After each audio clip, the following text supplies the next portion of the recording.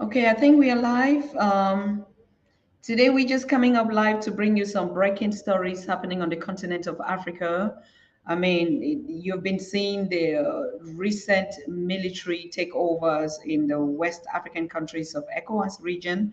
And not only that, but we're getting, again, recent happenings going on now, like the recent case of His Excellency Ali Omar Bongo, right, of the Gabons, who is currently on the house arrest, as we were told, or as you've been seeing on video circulating on the social media space.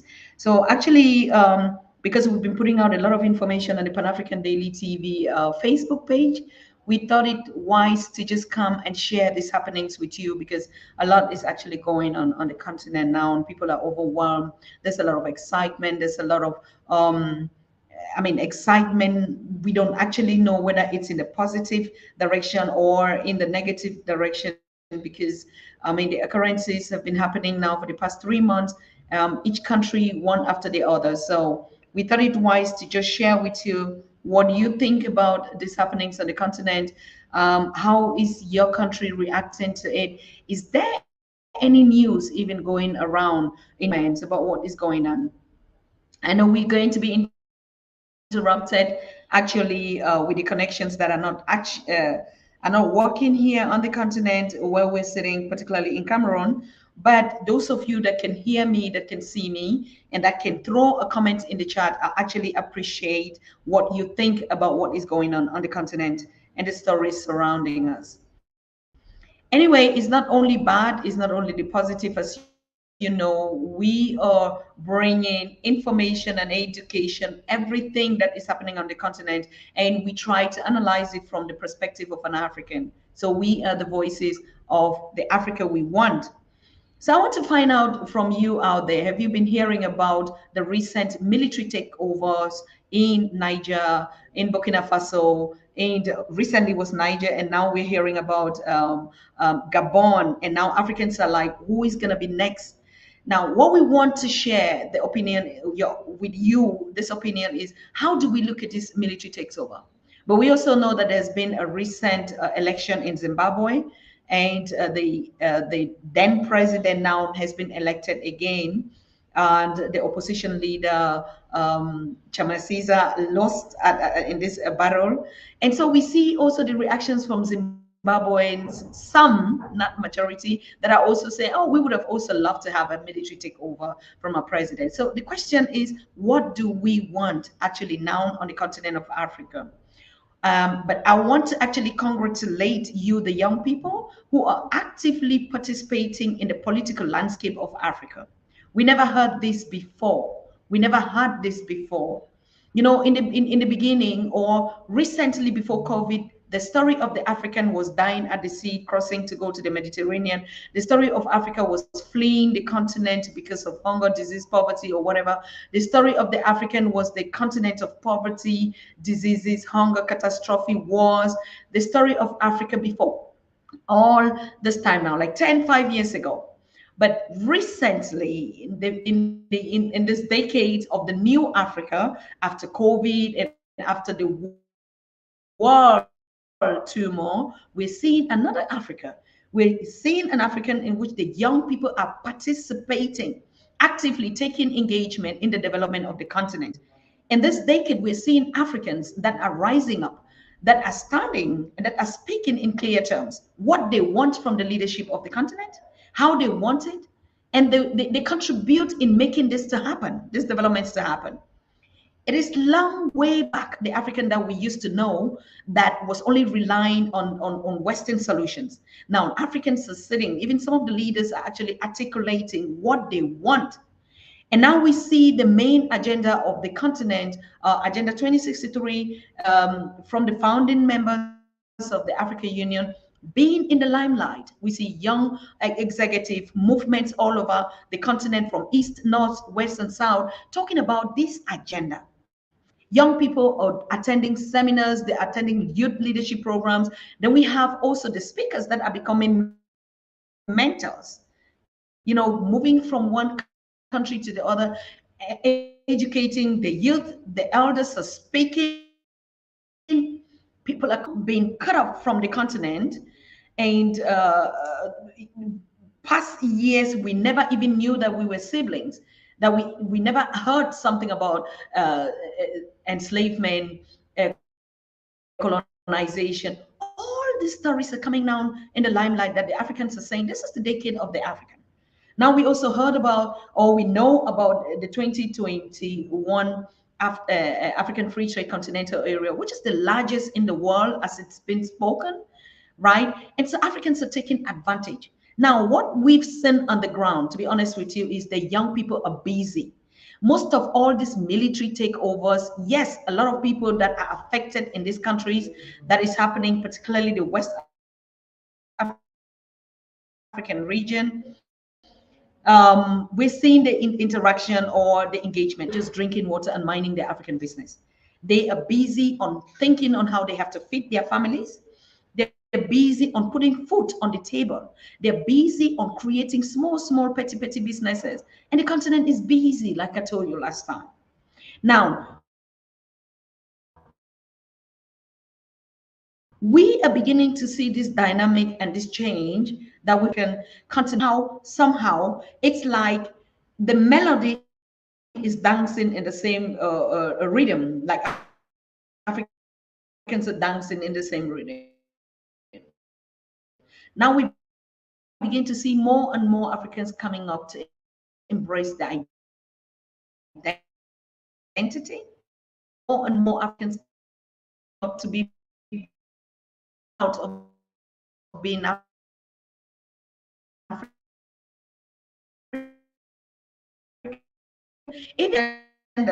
In the account of leaders that were saying, oh no, 2063 is too far, we're not going to get there. And a lot of elders was like, no, we want it to happen right now.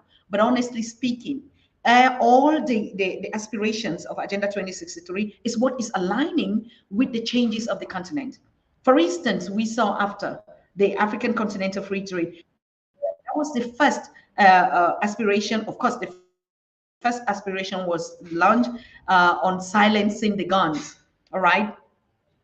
That by 2020, there was going to be silencing of the guns on the continent of Africa. Then suddenly COVID struck in, and somehow some critics or analysts are saying, yes, but that the period of COVID actually silenced the guns. But on the continent of Africa, guns were still being heard in Ethiopia, in Eritrea, in Sudan, right? In Mali, the guns were still being active. So that point of the aspirations of silencing of the gun is what the Africans want to say, yes, but what about this aspiration? Apart from that, all the coups that we're seeing now, like the recent one, we posted questions to find out the opinions on the youth on the Pan-African DailyTV Facebook, and there's been a lot of engagement. Of them are saying, yes, this is the time that the old leadership has to give way to the young leadership, or something else has to happen. We don't know how it's going to, the outcome is going to be with this military takeover, but at least something is happening on the continent. That's what the young people are saying. A lot are also being skeptical of the idea, like, yes, after this, what next? After the military takeovers, what next? Is Africa going to be a military rule, right? Where all the countries are going to be ruled by military? And so, you know, the engagements and the opinions and the conversations are taking a mixed point. Yes, in the countries where they're happening, we see the jubilation. Like we saw videos coming out from Gabon, where Gabonese, they went on the streets and they were jubilating. Now the question is, what were they jubilating? Were they jubilating that the incumbent president has won again a seat, or they were happy because the military took over? So these are all things that when we are analyzing and we are rejoicing and we are celebrating, or we are also mourning, we have to take into consideration, where is the wind of change leading and what next? What will happen? Okay. So yes, thank you for all those that are connecting. I see your comment.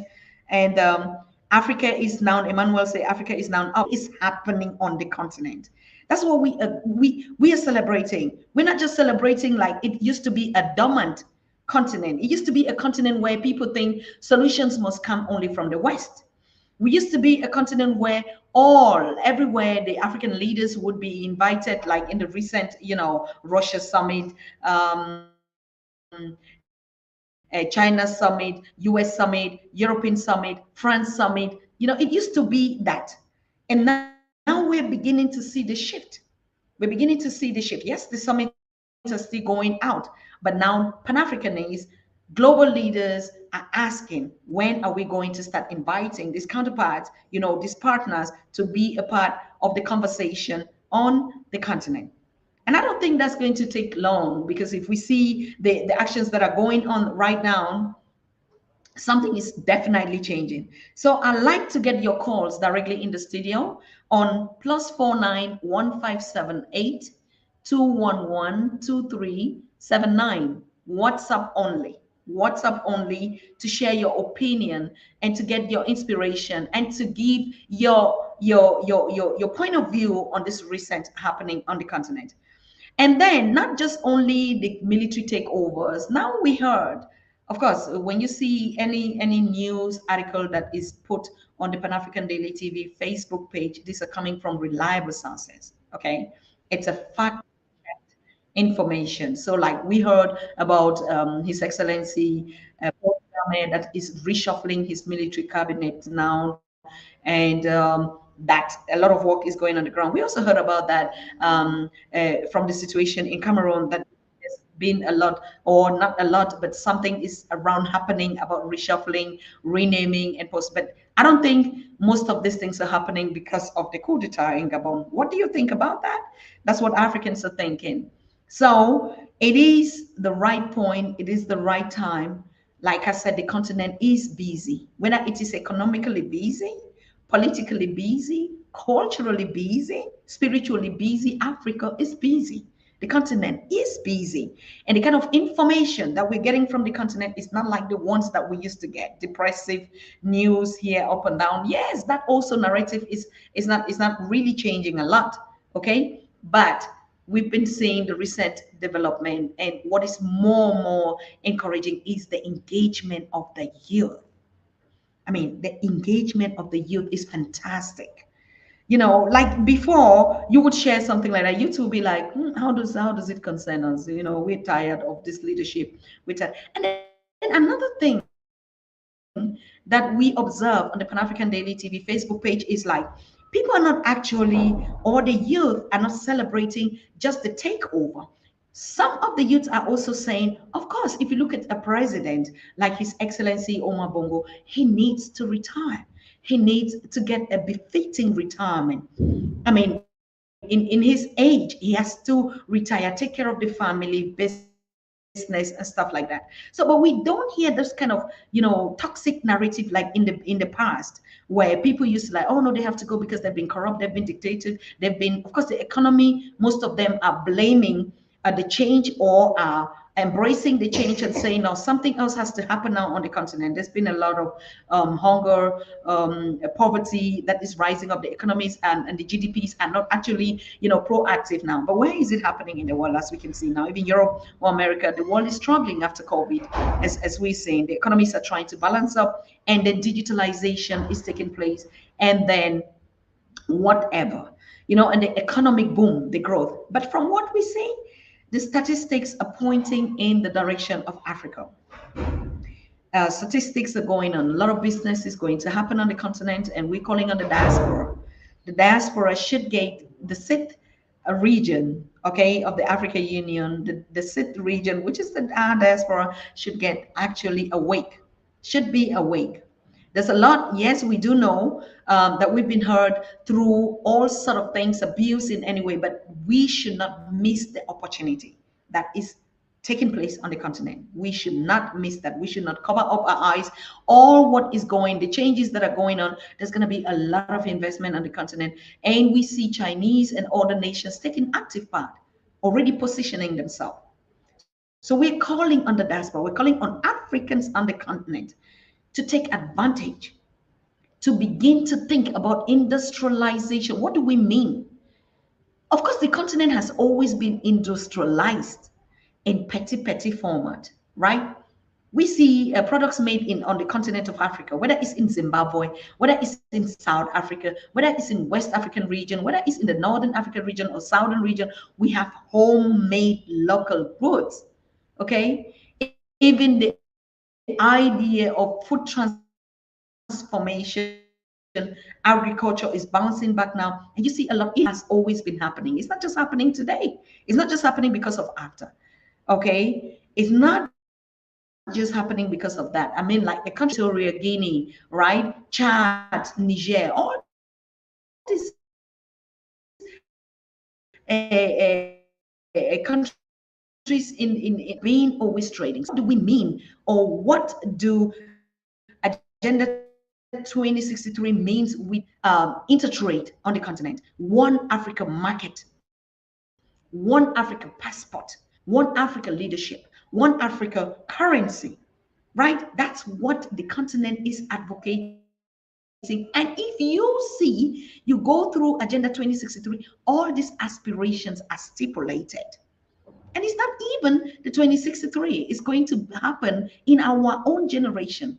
So we should not be afraid. The elders should not be afraid and like, oh, this agenda is taking too long, will not be part of the change is happening right now. See it already. We see the news. We see the happenings. We see the awakening. We see the embracement of the identity of the African. We see the social media has exposed a lot. Truth, not truth, but people are analyzing. People are thinking. People are beginning. Africans are beginning to reason. They're beginning to raise a lot of questions. The young people are busy taking courses. You know, like I said, creating mini industries that are responding to local needs. Okay, if you come like in the cosmetic industry and sectors, hey, go to any country in Africa, they have their homemade cosmetic solutions, whether they are savons, whether they are detergents, whether they have it homemade. But the issue has always been as if Africa is always consuming. Yes, of course, if we look at the global figures, and that's what has kept us always on this limelight of changing the narratives, because it has always seemed as if Africans are just hand-tied. They don't do anything than just wait. It has always sounded as if the young people have no clue, have no idea. Somebody has to teach them what democracy or whatever is. Somebody has to teach them what their right is. You know, it has always been, but we keep saying no. That has not been the point. We have always been an active continent, a continent that has been busy. From the time before the colonialists came, the continent has always been a busy continent.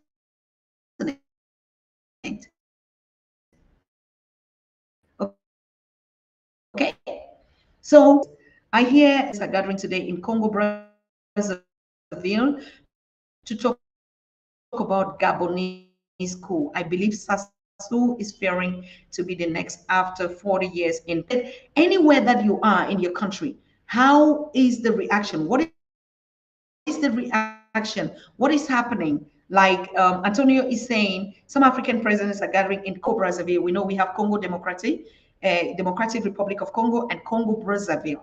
And he said some president, we would definitely think the presidents in West African regions that will be meeting to talk about this coup.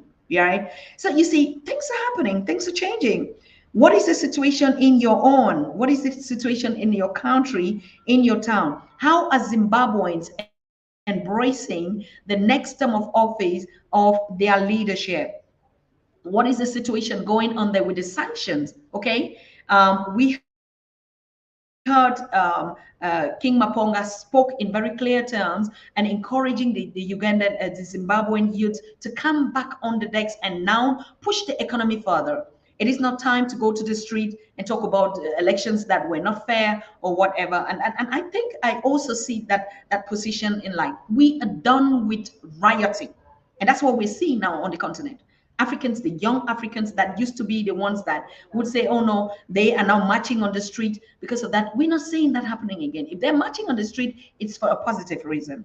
It's for a celebration. It's not water cannons or, you know, like we used to know. No, that's not the situation that we're seeing now on the continent. On the continent, it's more about, yeah, something is happening here. We just had, another question that we were busy asking is, why they calling this revolution and this change is a coup d'etat. Why is it a coup d'etat? Because other speakers are saying no, scholars and critics and authors are saying, this is not a coup d'etat. This is a revolution. A revolution is the change of the way of doing things. It's revolutionizing the way the system has always been. No, we don't agree to it. And so we are creating another scenario to look into that solution. So it is like most are saying it is not a coup d'etat. Others are saying no, it is a military takeover. It is a revolution, and we are seeing the current happenings. And then others were like, but why is it happening so fast? And in the West African region, what is the stand now of Ecowas when the situation um, of Niger arise, and we saw the president of Ecowas actually making a clear stand that sanctions would be taken. And we also shared on our platform a message also from the Secretary of, as we can say, for the African Union, His Excellency Mohamed Farki, who also was saying they're condemning all these military takeovers that are taking place on the continent. It's something that is an internal affair of the African Union, and they have to look into it. So that is more about what is happening on the continent in terms of this military takeover. I would encourage you to follow the Pan-African Daily TV Facebook, particularly Facebook page. It's very busy right now, putting on all the updates going on. And we're also throwing out questionnaires. What do Africans, what do the youth of Africa think? And I saw even in some of the opinion box that Kasarim put out there. He was actually asking the youth to validate the long-term serving president, but also to make a difference in the opinion of being a long-term serving president doesn't mean that the president is bad. Okay. And so he threw out a questionnaire out there for the youth to analyze this situation. Like, who, in your opinion, on these 7 long-serving African presidents, do you think are in the right direction? So it's all about information, opinion, questions, what the youth are thinking about, engaging them into political decisions that concerns them and their future. And from what we gather, most of the youths we're talking about, yes, somebody like President Paul Kagame, we would think that he could be in government as long as he is responding to the needs of the citizens and putting his policies into order, right?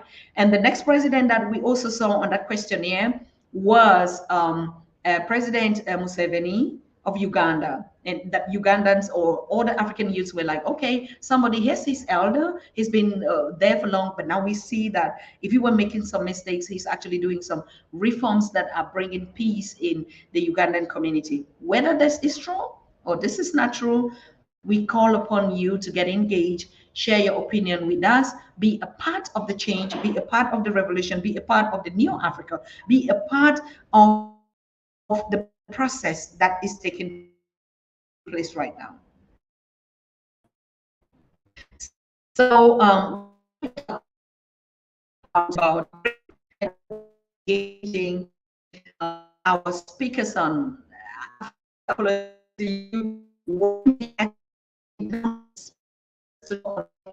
observing. And when we are busy observing, a lot is going on, and there's some times where you listen a lot, you put your ears on the ground, but what we are seeing is everything that we've been advocating for, like the change, like our ancestors, like the Most High is really on the favor of Africa, okay, and Africans at home and abroad. Like the unity that we've been preaching, the one Africa through love and unity, okay, is maybe what we're seeing happening. Because sometimes we speak and proclaim peace and pray for peace and pray for success and pray for love and pray for unity. But when it is happening, we don't even believe it. We believe really happening, but we forgot that this is something that we prayed for. This is something that we advocated for. This is something that we were calling. This is something that we wanted to see. This is something that we say we want a one Africa. We want a united Africa for Africans worldwide. But now it's happening. And then we're shocked again. Now, like, what kind of format should this unity of Africa take place? Okay? What kind of format are we expecting? Are we expecting that at one point the African Union is really going to stand up now and say, you know what, now we have a one Africa. We have a one Africa passport, no borders. We created the Afro currency. Now we're going to be trading amongst ourselves in a one currency. And now if we are doing business with our partners in the West, we're going to be using the Afro or the African currency. Do we and say, okay, the governments will come together, sit in Addis Ababa, and just say, you know, now we're voting one president that will be managing the affairs of the continent? Are we thinking that the One Africa would come in the sense that we say, okay, now Congo and Nigeria, which are the biggest lions on the continent, would come into one accord and say, okay, there would be no all these regions. We would come under one block. Okay, and if we open the market today, we're already pushing out. This is the Africa One Africa passport that is going to take place now from December 2024, right? And that all Africans should go to their respective communities and get this passport. Is it going to happen in the format that, you know, one morning we just get up and they say, oh, breaking news, and like every African know, go and give out the money that you have, and then now we're having a single currency that would be, you know, so change has a process. Change has a process. Every change has a process. But we are expecting to see the change in a different ways, in a different mentality, in a different thought, with our different lenses. So maybe what Africans should start now is, how do we want to see the change that we're talking about? How should it happen? Because it's not going to happen overnight. So you see, every reform that is happening is leading to a change of something. Like we say, if it's a revolution means it's changing the way of doing things. So now, like for instance, Zimbabweans are embracing the election of their president again for the next 4 years or 7 years or how much term they agreed on according to their constitution. Now, young Zimbabweans are saying, we're even used to the sanctions and we've always been struggling. So it doesn't even cost us again another 4 years or that. But let's just focus now, right? That's already the change. So a mentality of change doesn't mean, oh, because now they are over, we will want to see. We have to be analytical and be thinking in a right mindset like we're doing now. But I love the voices of the young people.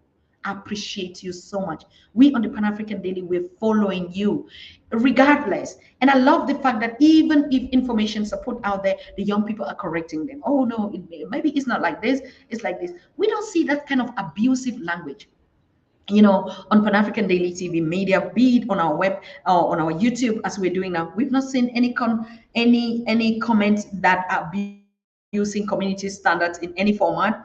You know, so that's the new Africa, the breed of that Africa. Okay, that's the mindset, the love, the unity, the communication, our languages, the words that we use against each other, the wish of the nation. All right, the one spirit of love, of unity and engagement of one Africa, even though a state might keep their different presidents, might keep their different system of operations. What is it that unites us? Questions. What is it that has a common unity? That's why Africans are talking about a one passport. If we already have a one passport, like the European passport, you go to 45 countries in Europe, they use one passport. You go to 45 countries in Europe, they use one currency.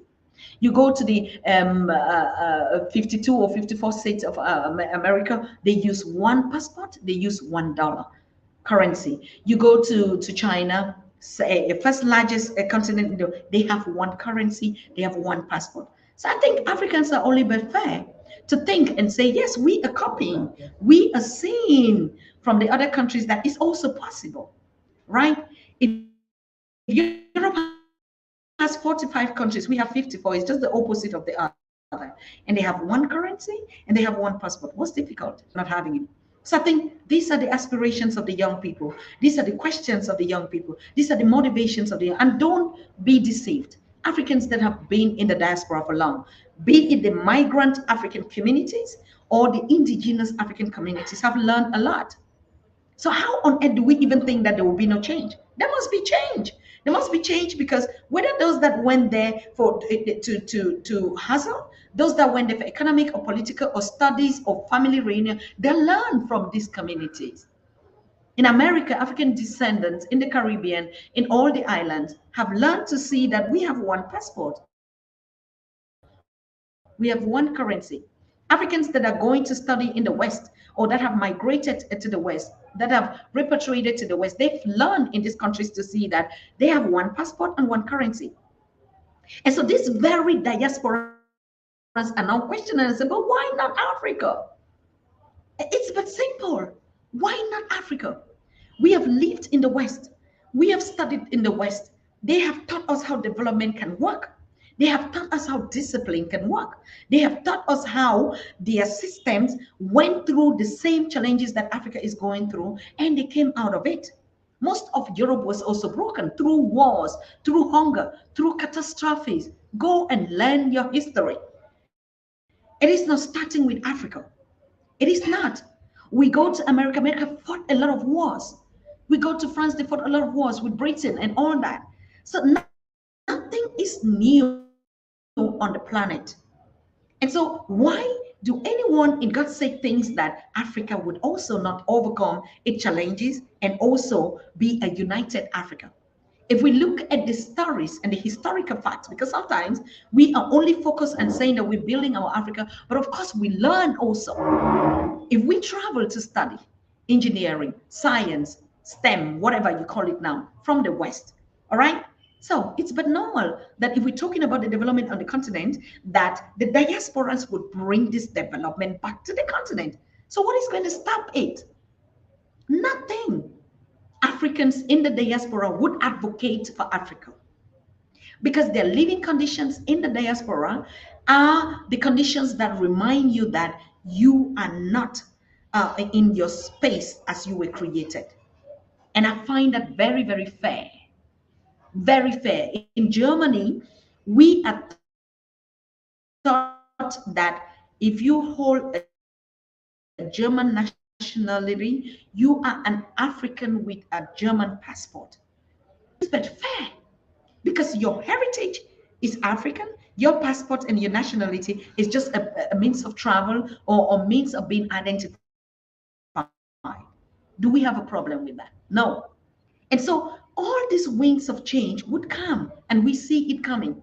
What are the Africans in the diasporans or the migrant community learning? They're learning about developmental processes, whatever thing they are doing. The continent is still as filthy with a lot of challenges to go through. But of course, if you look at the percentage of the brain gain in the diaspora, on the continent, we use the one-sided narrative of always saying the brain drain. That was the brain drain that we say, oh, our young people. But of course, now Africans are using other perspectives to say, but of course, that was a brain gain. So if we learn your technology of road construction, if we learn your technology of managing the economy, most of us are in managerial and decision-making positions. Most of us are even holding political positions in countries that are not Africa, but as Africans. So what do you think they're doing? And they're learning the process. Of course, at a certain time, they would want to bring the development back to the price to their continent. I mean, of course, even in the diaspora, we are taught that if you come to study, we are teaching you the knowledge. We're giving you over the knowledge and the power to go back and rebuild your own continent. So can we accuse the Europeans of wrongdoing? No. It is upon us what we tap as know-how and how we decide to do with it.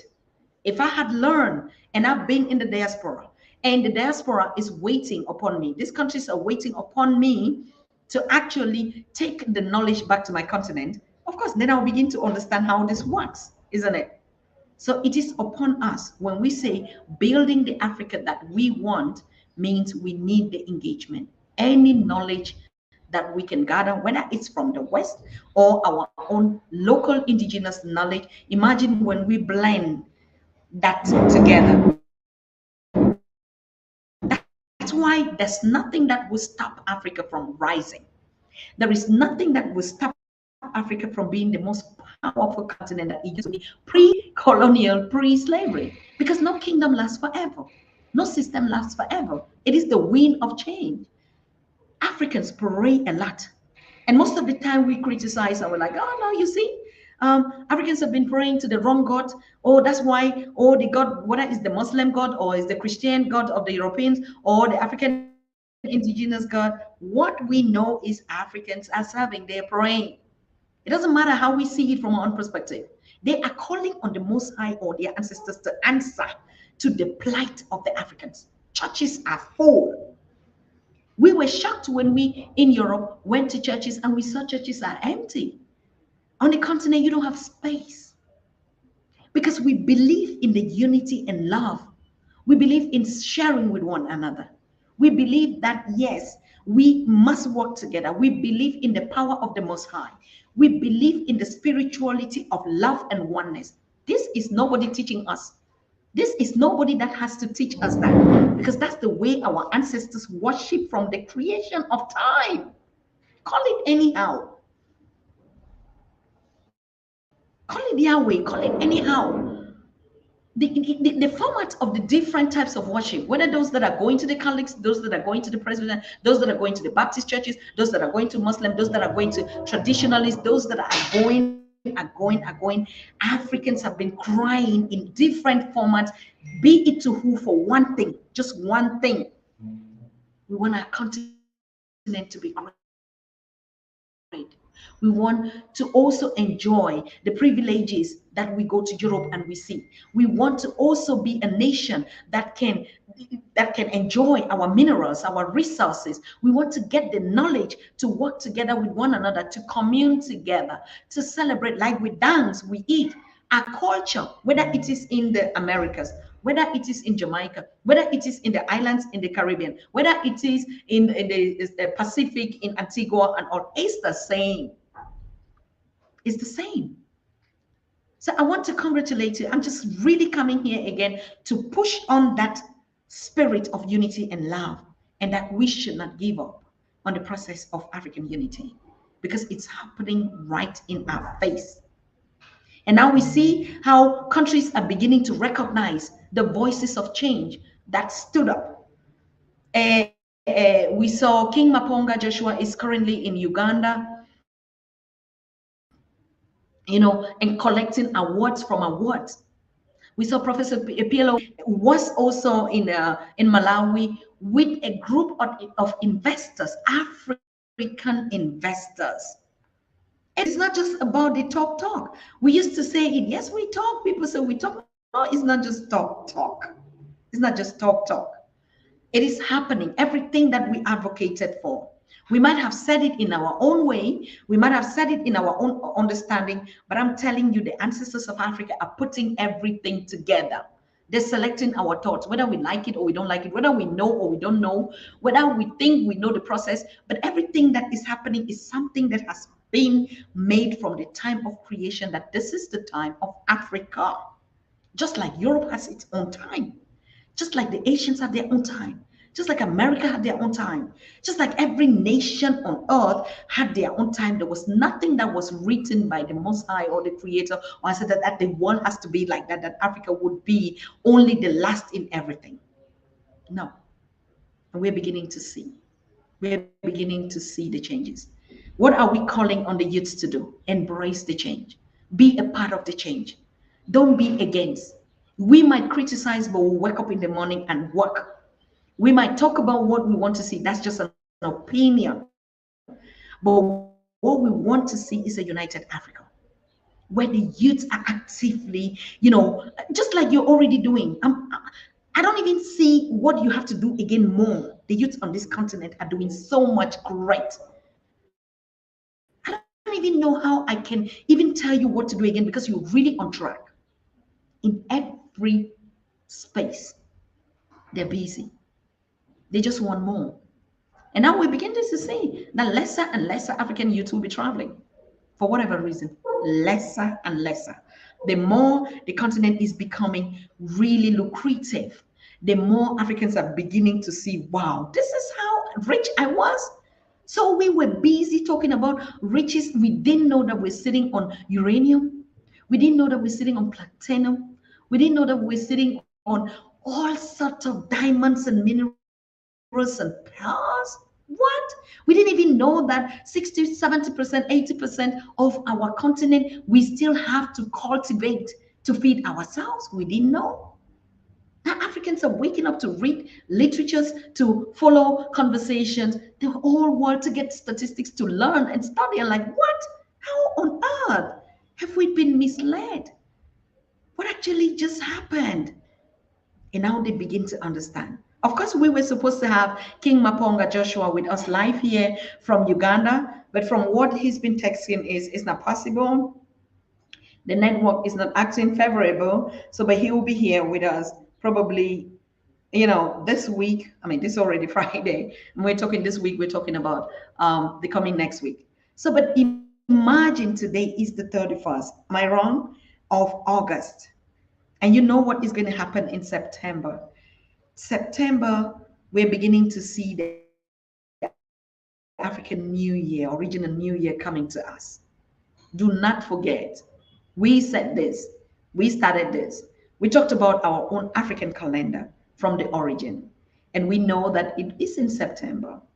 Okay, yes, we have different world calendars, but we were focusing on researchers that were saying from what they study and the researches could be that our own new year, like our 2023 now is starting in September.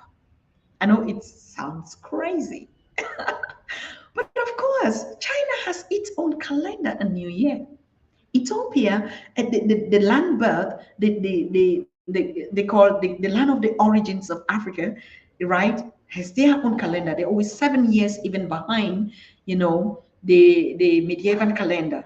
7 years behind. So you Africans have to reduce your ages to -7 years to be in the Ethiopian calendar, isn't it? So if we have these orders, what makes it impossible for you or for Africans to think that one day they will wake up to a calendar that is theirs? Of course, we do also really have those calendars, but we've never put it in the kind of a format. Look at when we celebrate our New Yam festivals. Look at where we celebrate the seasons of the rains. Look at when we celebrate the seasons of planting. That's a calendar. Even though we never documented it to say, look, March is beginning and opening up. August, who came and was weeping, is going up, going back now. And September is coming to bring us the heavy rains. How did we interpret these cultural tools that become now, an emblem of what we set us to be our own? All right. So all these small things. Yes, I do agree. People are talking about, yes, Africa is still not, we're still into this attitude of not supporting one another. There's still a lot of jealousy, still a lot of backbiting, still a lot of, but these are mistakes that are bound to happen. Show me one nation that you don't have these things in it. Show me one. Show me one. And imagine, regardless, the 54 or 55 countries and its diaspora, but we are still functioning, regardless of our history. Okay? So, yes, September is bringing us a lot. September is bringing us a lot. And even the inferiority complex that Africans used to be subdued to, like always children of the lesser continent, children of the darker God, children that their devil has to be black in the Bible, children that will see anything that is black in a negative format, children that would, we see pictures of posting, oh, the Chinese children are busy creating in the labs and Africans are busy praying in the churches. All these narratives are changing. They are going to fit in their original space, whether you like it or not, because it's the spirit of the universe, it's the energy that we all agree in one accord that has been keeping us together as one people, one culture, one nation, one identity. If without some kind of regulations, whether it's church going or what, how would, just imagine how we would have been existing. So yes, the systems are there, regulate it, but now Africans are beginning to see things in a different mindset. They're beginning to wear their own African glasses now and see black as black is unapologetically and embrace it.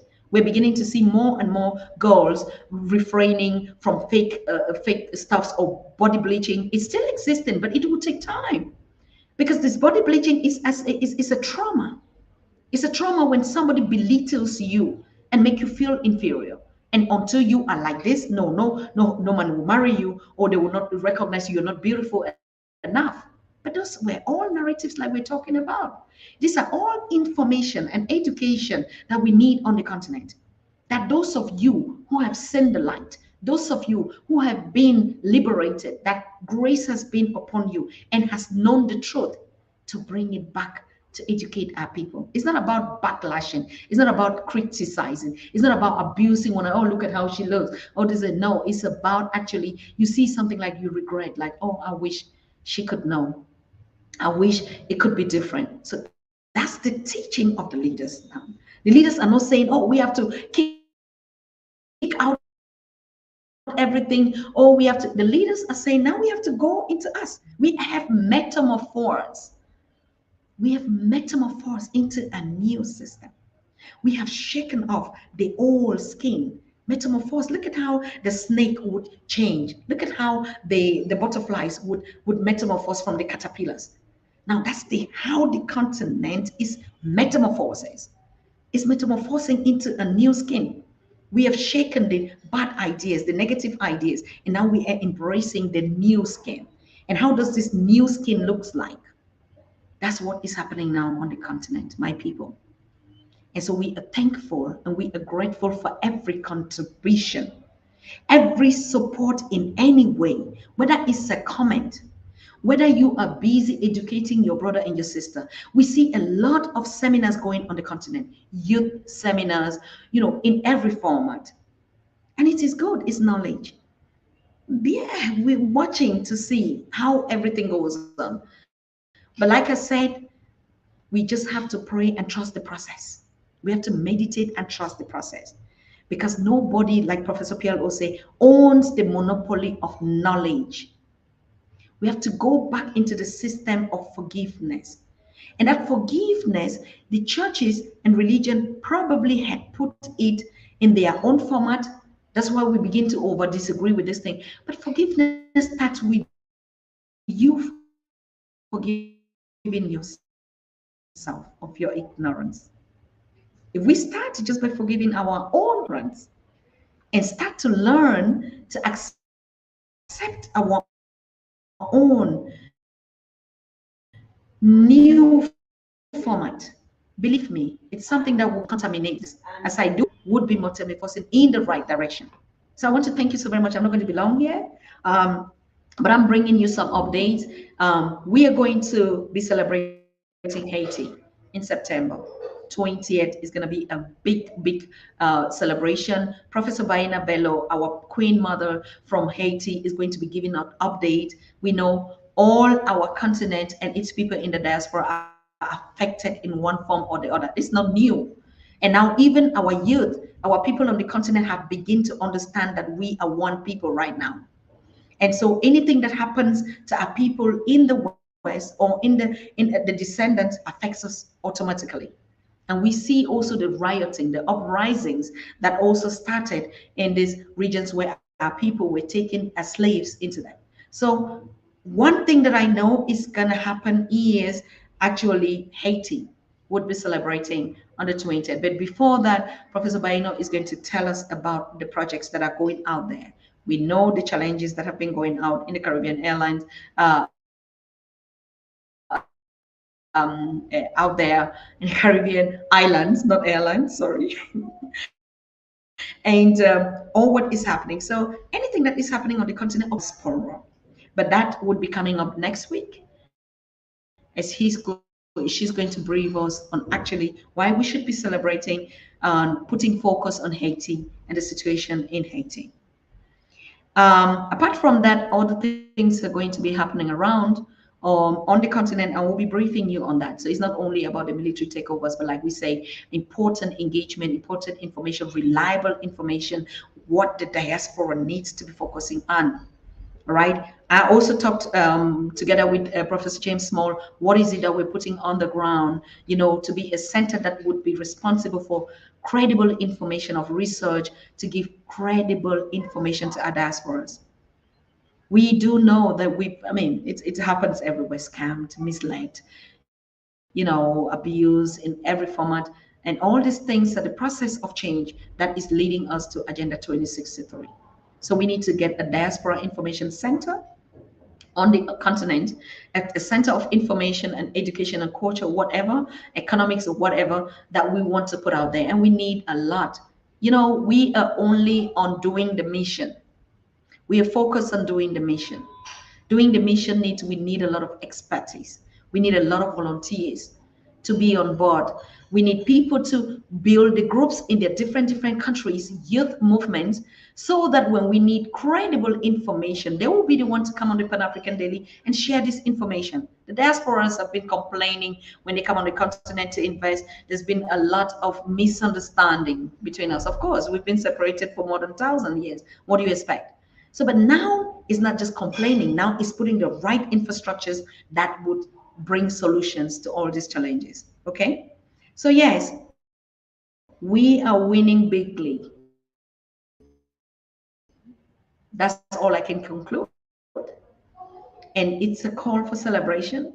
Wherever the wind is blowing. Today we're talking about Gabon, things that are happening. We don't know what is going to be next happening on the continent in whichever direction. But what we are calling upon the 12-12 movement is to set up your alarms louder.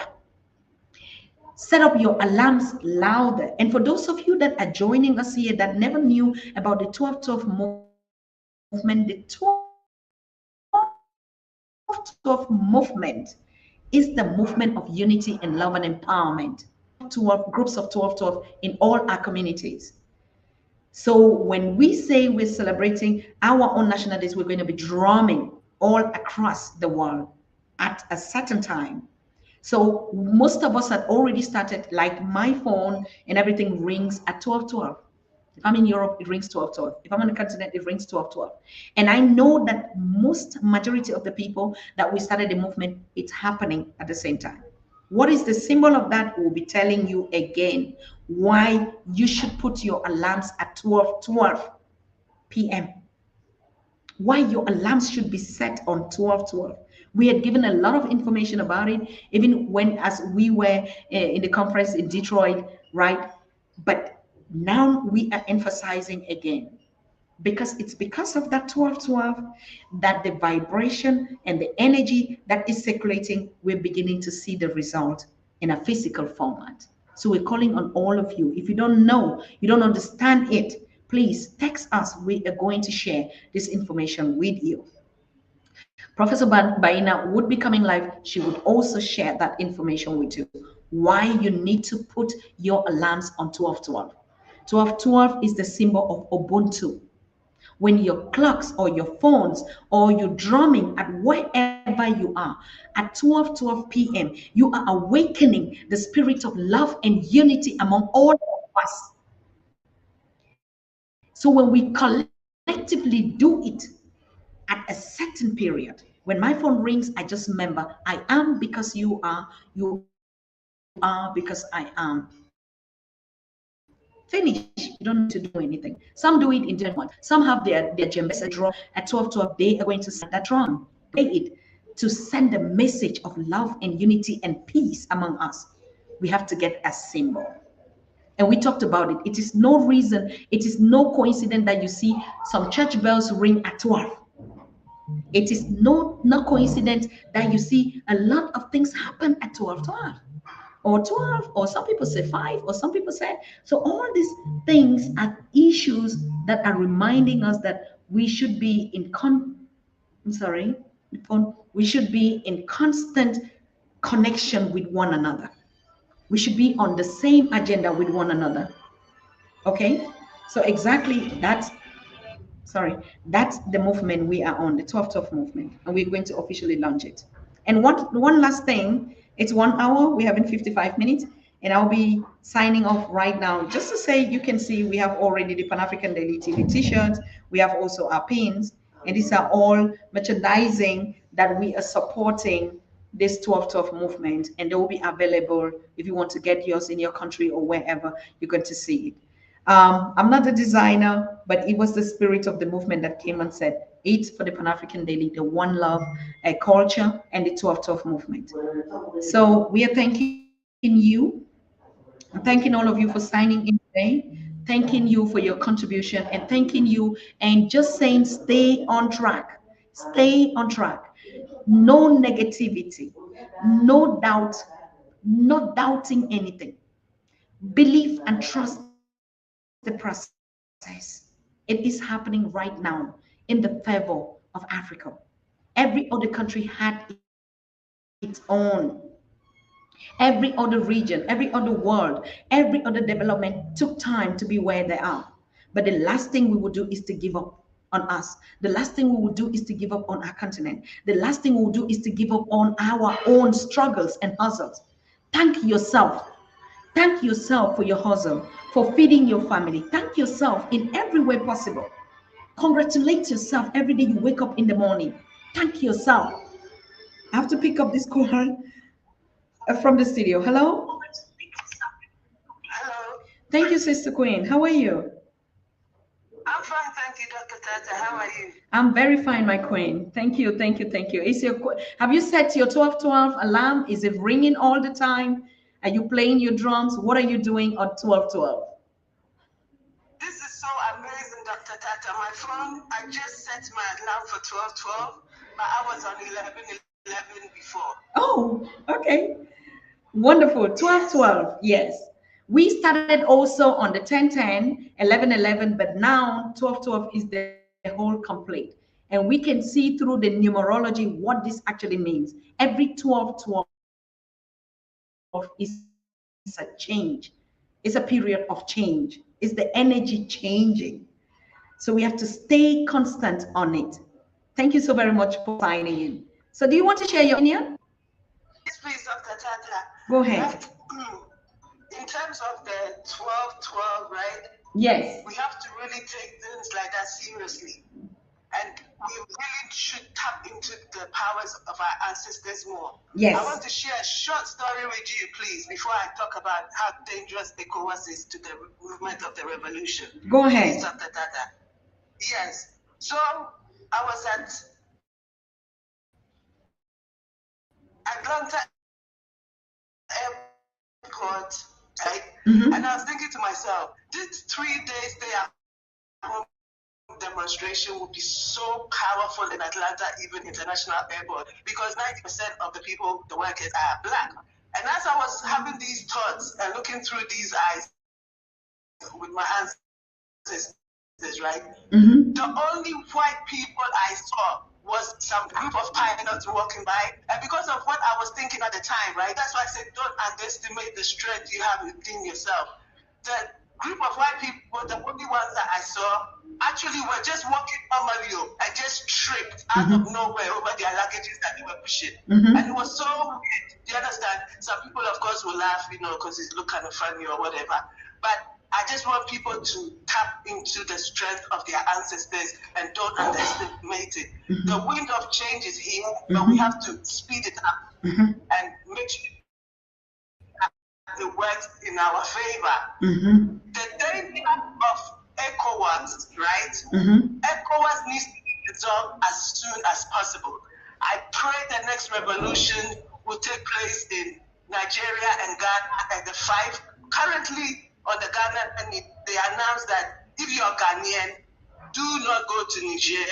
And the five other African countries, it was Nigeria, Ghana, Togo, and I forgot the other two, right? Mm-hmm. And this is how dangerous the Ecowas is. They are angry at what Ecowas is doing. So Ecowas is I don't even know what to call it. It doesn't really exist, and it's there just making big noise, saying wild, crazy things, and disrupting this whole revolution. So Ecowas must be brought down immediately, because we cannot allow divide and conquer to come into the equation again. Look at the beauty that is going on in Africa, and for our brother Niger to be rightfully angry at us and say, don't come to my country, defeats the whole purpose of the United Africa. So I vote that Ecowas must be shut down immediately. The coup makers, the shakers and the movers, please go and capture the Ecowas leaders. Yes, and please, when they catch them, I'm very happy that we are showing who we are. We're not all about blood and all those kind of things. Do you get me? But please, when you go and catch the Ecowas leaders, we want to see pictures, images of them in prison, not comfortably sitting in your air condition making nonsense statements. Please.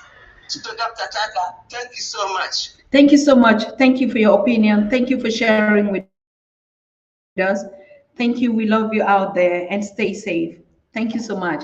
Evolving, and we say we're metamorphosing. Please, we pray for so much peace among us.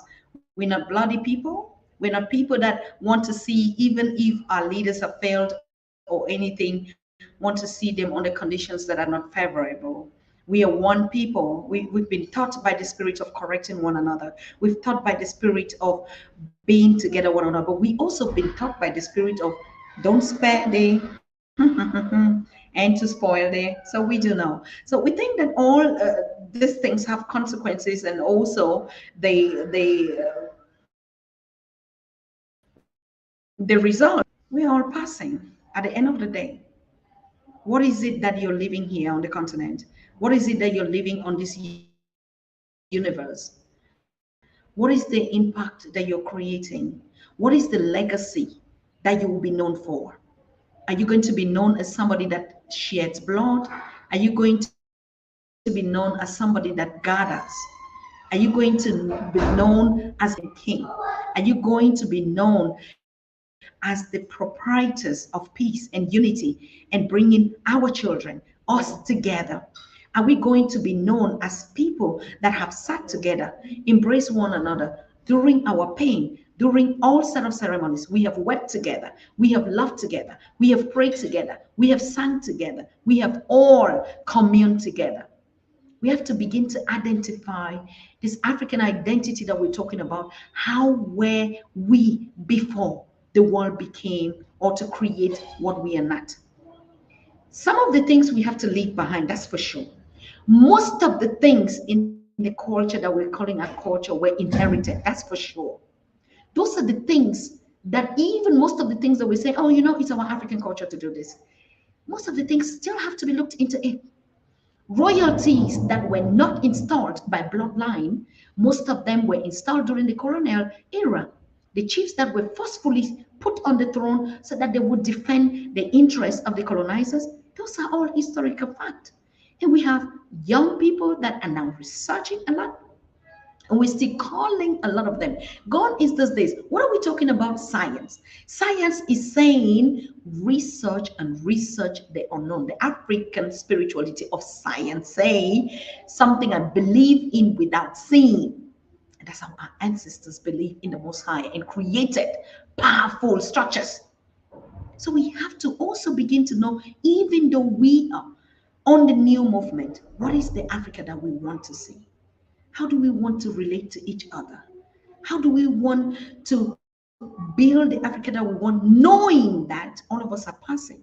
Nobody's going to stay here forever. No kingdom will last forever. Whether it's the political, whether it's the private one, whether it's us individually, something would have to change. So I thank you so very much, and peace and blessings to all of you. We're going to be seeing us again soon, probably tomorrow. We have a guest is going to be here with us tomorrow, and I will announce to you. Why am I streaming this early on the continent? Because really, you see, the internet is good, no hinges. Later on in the evening, when the markets are closed, when people are getting busy, that's when we start having all this breakage and stuff. So I definitely will be switching on to switch. When you see me come live, would be really in the afternoons at this time. After all, those that will still get up in the mornings, in wherever space you are, will still have to follow up the updates and the conversation. So I really want to thank you so very much. We don't have pictures or videos or footages to play here. It's about conversations. It's about interviews. It's about information. It's about education. And you can call in at the studio at one time, at any time. You can share your opinion through our Facebook pages. You can share a comment here. You can share your links here. You can share anything that you know that you're doing in your own space to create the Africa we want. Remember, we started promoting our young people that are creating YouTube channels that are favoring the work and the mission that we do. That hasn't stopped. That hasn't been different. We're encouraging more youth to create Facebook pages, to create YouTube channels, to create TikTok pages, to create Instagram pages. And if you have them, come on the Pan-African Daily. We are going to support you. We're going to give you the visibility. We're going to rally people to support you. All of us would be speaking the one story of a one Africa in different format. So use the social media space. Don't only be about entertainment. Don't only be about hungry people that are looking for money or looking for art. Be in the movement of change. Be in the movement, in the spirit of embracing the Africa that we want. Be in the movement of creating solutions. Be in the movement. As a matter of fact, every African youth, you have to start creating something. Go back, like our sister said, meditate on the greatness of your ancestors. You would come out with a solution to create something. Small cars, and even though some are laughing and say, oh, no, create something. Anything that comes to your spirit, create it. We send a lot of young people building things, and you look at them, they've never been to school. That's the spirit. That's an ancestor that is coming back in another format. We had a lot of them. We're going to see a young, rich African continent where billionaires are going to be produced in every format. That's the spirit, and nothing is going to stop it. Stop unbelieving in yourself. You must continue to believe in your ability. Continue to hustle. There's no food for the lazy people. Continue to hustle. It doesn't matter whatever it is. And that's why I really appreciate the young people on the continent. They are hustlers. 4 a.m. they are up, whether they're selling water or they're doing what, they are busy putting food on their table. They're busy feeding their families. They're busy paying their hospital bills. They're busy doing things. They're busy praying. They're busy engaging. They're busy celebrating. They're groupings. It's a busy continent.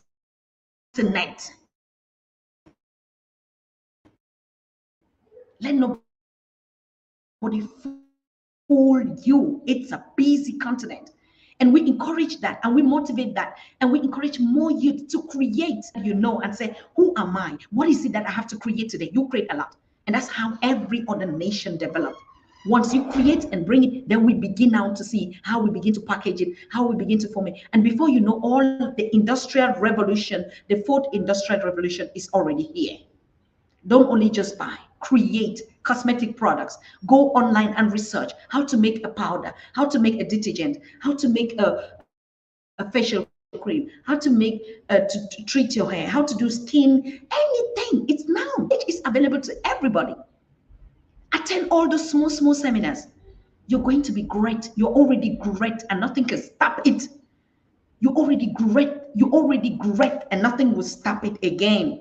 So set up your 12-12 alarm. I say again, set up your 12-12 alarm. And you have only one message in your heart. You must not stand up and do like hypocrites. No. If you're playing your drum, the spirit of unity and love and oneness and abundance in everything. We're not going to see these crying Africans always looking as poverty-driven people. No, on the continent, you find them everywhere celebrating, dancing, even at the market. Now, the new thing that is happening on the continent or the market, women wake up at 12, they are dancing in the market. They put their things together. They just dance. They celebrate. What is it? No more sorrow, no more poverty, no more envy, no more destruction. Only one thing, love and unity and forgiveness. That's the greatest weapon. And nobody sees you coming with it. Okay? Thank you so very much. We're going to see us again tomorrow. And I bless your life. And remember, please set on your alarms. We might be meeting somewhere on the continent in January. I don't want to unveil it. And it's going to be the tough movement.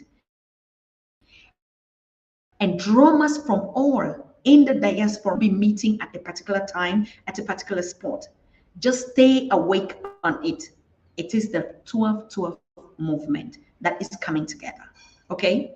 Celebrating our unity and love and peace on a peaceful continent. Peace and blessings to all of you. I love you all, and we see us tomorrow, same time. Okay? Bye-bye. I have to look for the jingle. Thank you all for showing up. Thank you all for showing up. Thank you all for showing up. This has been Pan-African Daily, okay? Bye. We see us tomorrow. Bye-bye.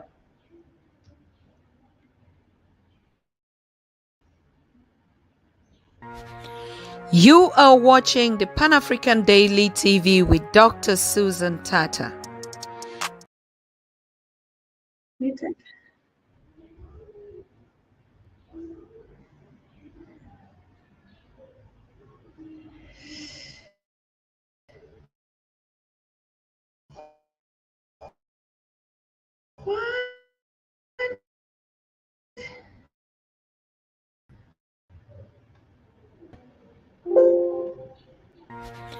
You are watching the Pan-African Daily TV with Dr. Susan Tatah.